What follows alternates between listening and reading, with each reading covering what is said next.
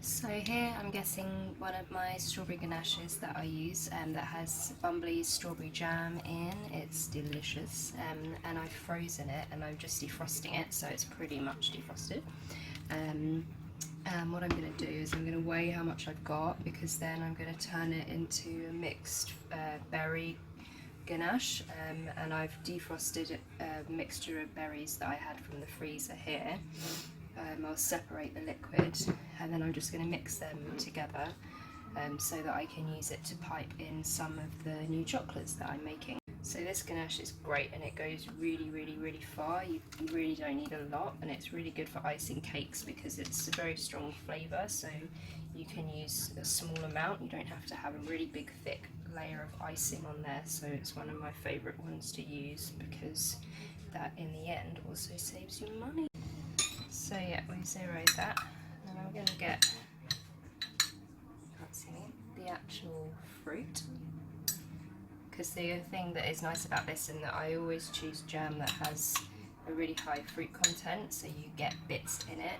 It's probably not good if you want kind of a very, well, it depends what kind of like layer cake you're making really, but I try to keep it so you can see all the fruit and the ingredients that you're using on display. So that's 60 grams. So what I'm going to do now, because this is a sort of studio video, is I'm going to write it down so we know. Perfect, so now we've got our bits together and I'm just going to fold it through. And the fruit is already mushy, well, it's soft, so it's going to break up as I mix it together. If I had a bigger amount, I would have this over a bain-marie, but as it's so hot in here, I don't really need to.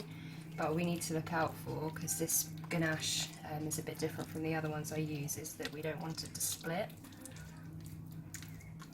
So I may need to use a hand blender or a whisk or something if that happens, but we can just see.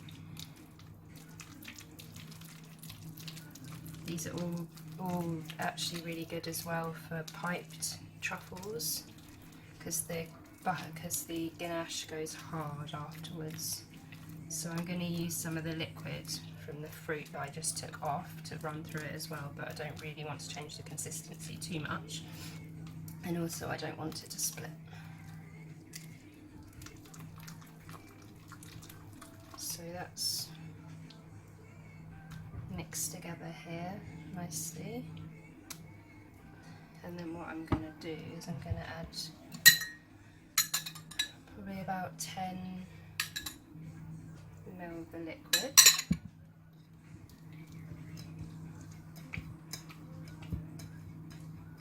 Fold that through. So we've split. So what we're going to do,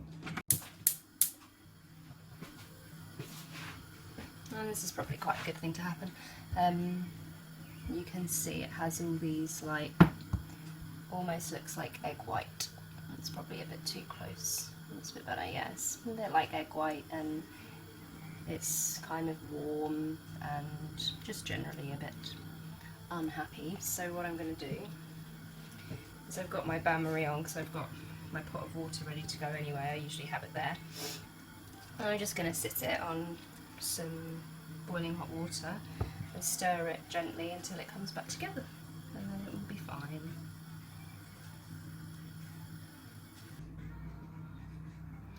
So what I've done is I've just set it on the hot water, and you can see that it's liquid here, and then that's all melted and hot, so that's what we want. So I'm just going to stir it, stir until it all is the same.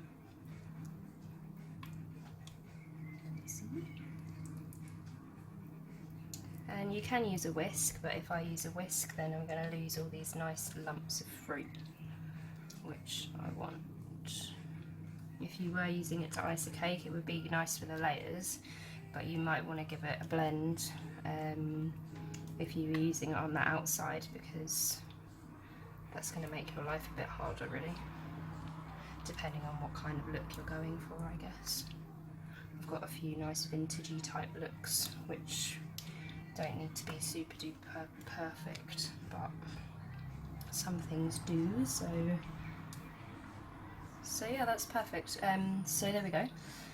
You've got a nice sort of glossy shine on it that you can see in the light, and it's liquid at the moment, and then that's going to reset. And then what you would do anyway is you're going to leave it to set to the consistency that you want, which we want piping consistency for the truffles. So I'm just going to put it on this plate.